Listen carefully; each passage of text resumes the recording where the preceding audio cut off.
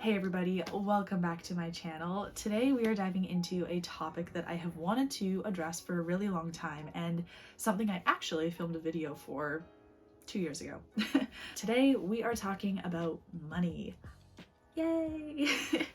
I'm gonna do my best to approach this topic with as much grace and respect as I possibly can, because I know that a lot of people have very different experiences with money, have different levels of financial literacy, and different levels of comfortability talking about money in general. And that's perfectly fine. I would say it's only been in the last 5 to 7 years, basically since I started working, that money has been something that I have actively talked about, primarily with my parents, also with some friends as well. Today's video is going to be all about the cost of living here in Vancouver, and I believe financial transparency is so important, and a really big reason as to why I wanted to actually make this video is because it's important to know how much it costs to live where you want to study. If you plan to be a student in Vancouver, regardless of which school you plan to attend, you need to watch this video. I know that talking about money can be uncomfortable. I know it's not always easy.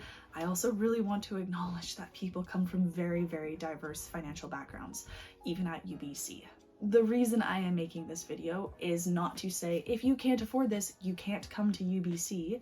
I'm making this video because I want you to be as informed as possible when making a decision about where you plan to not only study, but also where you plan to live.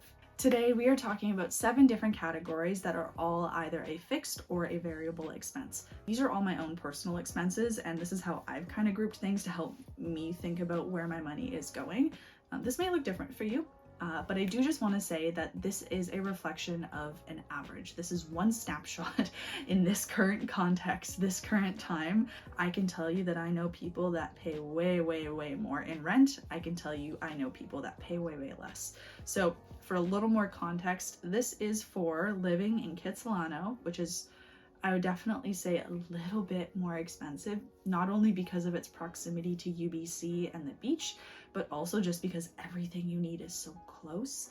My short-term memory sucks, so I have a lovely list here on my iPad because otherwise I would forget. So today we are talking about rent, groceries, we are talking about household expenses, phone plans, we're going to talk about transit and just general transportation expenses, we're going to talk about gym expenses, just because that's me. And then we're also going to talk about going out expenses. Alright, my phone just ran out of storage and I literally just filmed the intro. So the very first thing that we are going to talk about, the biggest and probably the scariest number, is rent. Now, the cost of rent depends on so many different factors, number one being where you choose to live. The closer you are to UBC, the closer you are to city center or little neighborhood hotspots, the more expensive your rent will be. I live in a 3-bedroom basement suite. I have 2 other roommates, and my rent is $2,800 total. So that is about $930 per person. And I would definitely say that this is on the lower end of rent in Kitsilano. A pretty safe range is anywhere between $900 to $1,300 plus per month per person. Again, it really depends on what type of housing situation you're living in, how many roommates you have, but that's a pretty safe range. Finding affordable rent is tough. It is possible. I'm not saying $900 is cheap by any stretch. The current place I'm living in at $930 a month is definitely one of the cheaper ones that I have lived in my time in Vancouver. The first place I lived in was 2 bedrooms on one of the most busy streets in Kits, and it was $1,250 per month. And then I lived in another place. It was a 3-bedroom basement suite as well, very close to the other place I lived, and it was $1,045 per month. So at $930, this is the cheapest place I have lived by far. The other part of rent is utilities, and these are an oh so lovely expense that are either included in your rent or excluded from your rent. In the first 2 places I lived, utilities were included in rent, so I never really had to worry about that on top of rent. But in the place I currently live, utilities are excluded, and my personal share of utilities each month is between $80 and $100 per month.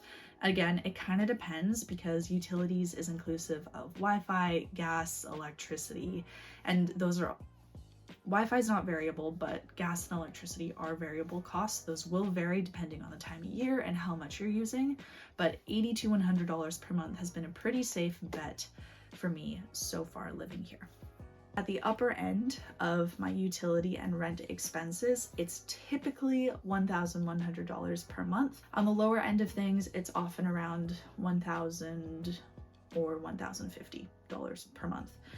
It definitely ranges, but again, it's relatively consistent and more consistently on the upper end of that scale. For the most part, if you want to live in the lower mainland near UBC, it's going to be a little bit pricey. So just mentally prepare yourself. The next thing that we are going to talk about is both my favorite thing and my least favorite thing. Food. I love it. I eat, sleep, breathe, study it. Like, it's my life pretty much. And it is so unfortunately one of the most expensive things here. It's fine. It's okay. The cost of groceries has gone up so much in the past couple of years. And as much as the government says they're doing something about it, I'm not feeling the effects of it. I'm not feeling the benefits of them controlling inflation. For reference, last year, this time, I could go and do my weekly grocery shop and pay $30 to $40. Now it's about $60 to $70. And that's not changing how much I'm buying. That's not changing the types of foods I am buying. That is purely just the difference of time and a very crazy world. Food is one thing that I've told myself I don't want to compromise on because it is my peace of mind, it is my health, and those are two really big things for me that I like to prioritize. So for me, there are some trade-offs that I make in order to ensure that I'm eating well and nourishing my body as best as I can. But again, that looks and feels different for everyone, and not everyone is going to have the same priorities. For a little more context, I'm vegetarian, I'm pretty health conscious, I also have a pretty big appetite. Like, I'm good for 3 big meals a day and then some snacks.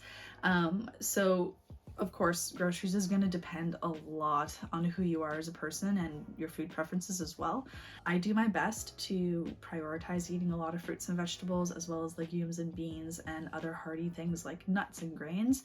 So often those foods are typically a little bit more expensive. I try to stay away from a lot of the snack food items or the processed things, just because my own personal preference. I also have a very sensitive gut. On a per month basis, it typically ranges from about $350 to $400, purely because there are often things that I run out of or forget I need or forgot to pick up. Anywho, yeah, food's expensive. You can eat well and not totally break the bank, but I also realize $400 a month on food is a lot. The next thing we are going to talk about are household expenses. I'm realizing I definitely could have included this within rent and within utilities, but it's not exactly the same. When I talk about household expenses, I'm talking about the things that you need to contribute to make sure your household runs.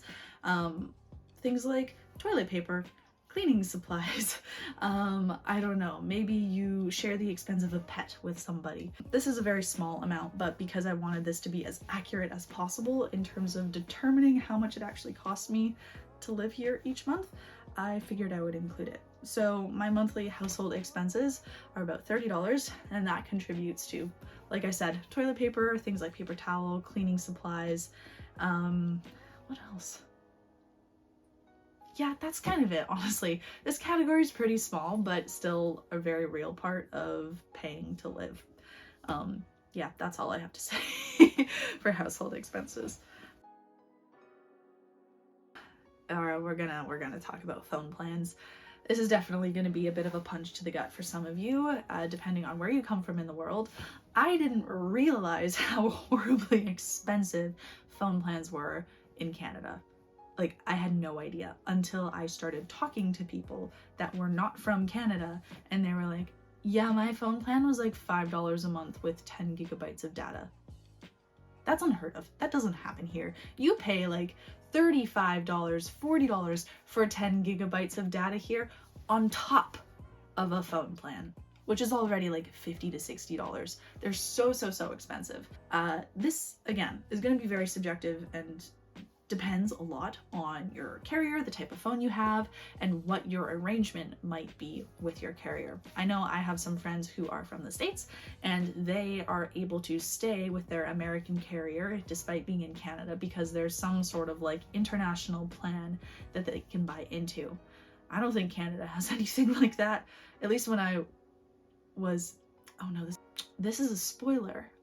But when I went on exchange to Australia, I was looking into ways to keep my phone plan without totally breaking the bank, and my provider had nothing to offer me. It would cost me about $300 a month, I think it was, for me to keep my Canadian phone plan overseas.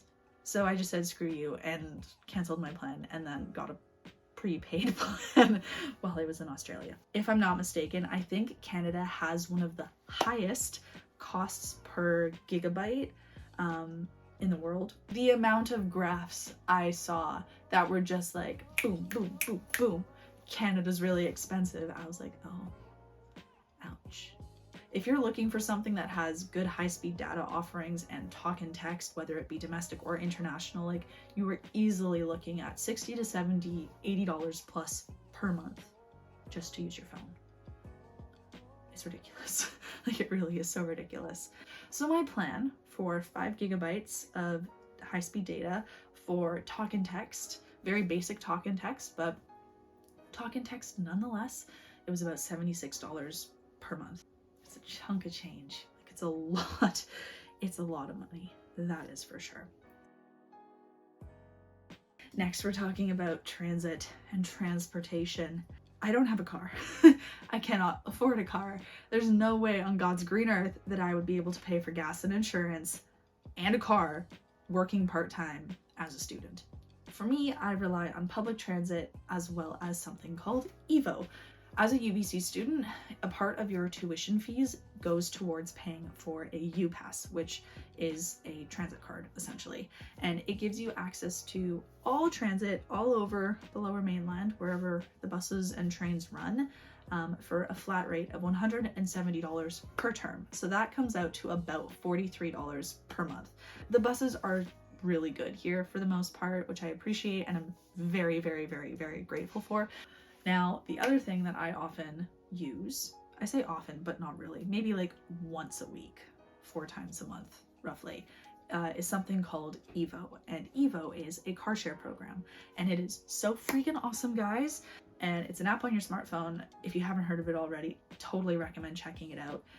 But this app shows you where a whole bunch of different cars are parked all over the Vancouver area. And they're all EVO cars, so it's not like it's just some random person's car. But you can book a car and you have 30 minutes to get to it, and then you can drive it wherever you need to. There's a really small like startup fee, and then they charge you per minute that you spend driving.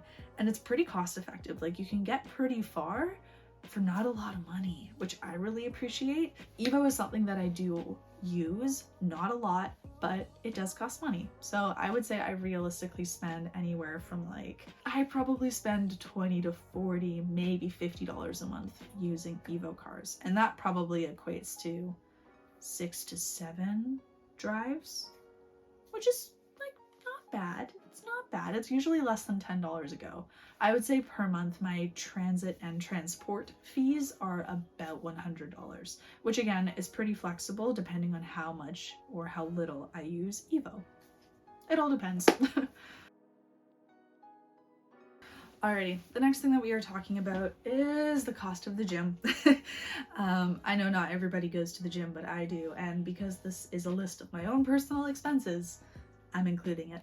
For the past couple years, I have been working out at UBC's gym, and they charge you $40 per term to use the facilities, which is pretty dang good. Like that's really, really reasonable when you break it down. It's basically $10 a month. I'm sure those fees have gone up a little bit over the years because Lord knows UBC loves to jack up their prices. So instead of paying $10 a month to go to the gym, I now pay about $40 a month, which is a lot more. I also love to go bouldering and rock climbing, and that's pricey. So I don't go a lot. I probably go 2 times a month, maybe. Yeah, I think 2 is a fair estimate. And that's about 20 bucks a shot. So between the gym and climbing, I'm usually paying about $80 per month towards physical activity and fun. This is flexible. This does change a little bit depending on how much or how little I go climbing, but it's still a chunk. Like, that's nearly $100 a month on physical activity, which, whoopsies. Physical activity is so freaking important. And again, this is something that I'm willing to spend a little bit more money on just because I know how important it is, not only for my physical well-being, but also my mental health. Like, guys, she is in the drain when I am not active and using my body. I love to move my body. I love to goof off in the gym. I'm really enjoying trying to do headstands right now, and it's so completely and utterly chaotic. But it's a lot of fun. For me, investing in things like that are really important because they bring me so much peace of mind and joy and are just generally really good for my health. So anyways, definitely a little bit more on the expensive side. Cheaper than what it could be, but still pricey. Now we are going to talk about going out expenses. These are going to look and feel different for literally everybody. I don't totally know how to phrase this, but I will say that I am not the biggest going outer.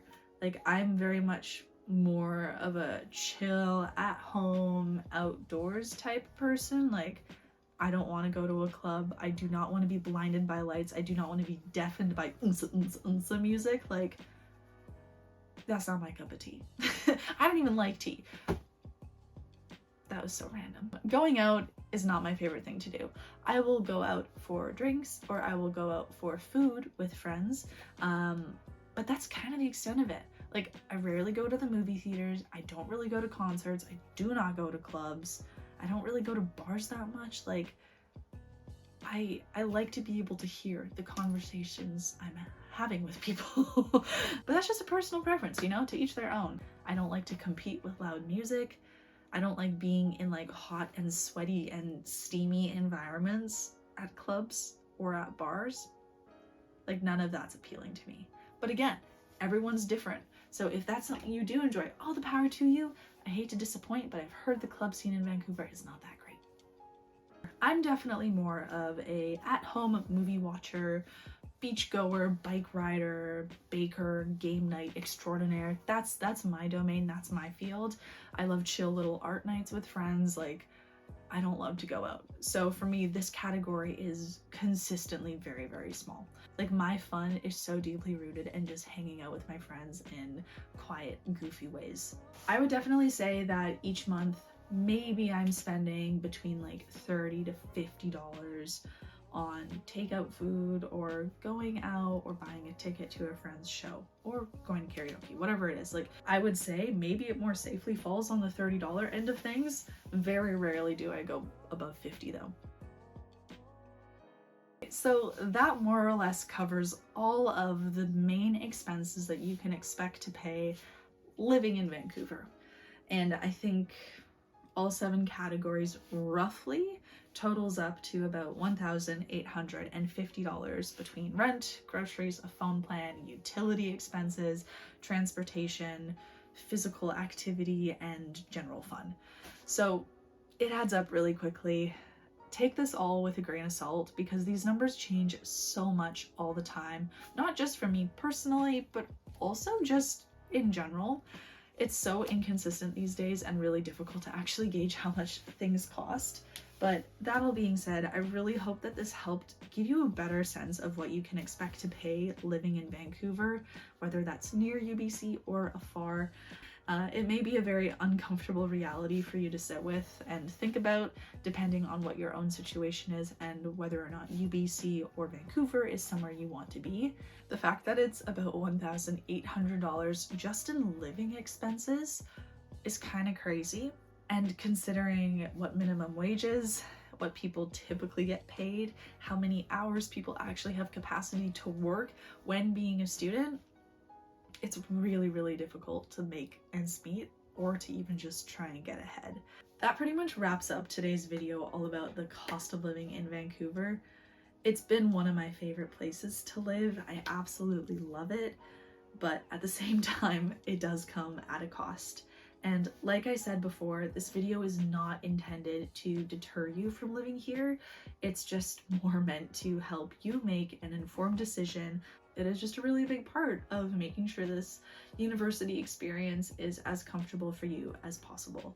I don't really have anything else to add to the conversation in this video today, but if you do have any questions, you know the drill. You can send me an email, you can leave a comment, whatever your heart desires, I will be happy to answer and try and help you as best as I can. That's it for me today. Thank you so much for watching. I hope you enjoyed today's video, and I will hopefully see you next time. I won't see you, but you'll see me. Anyways, bye guys.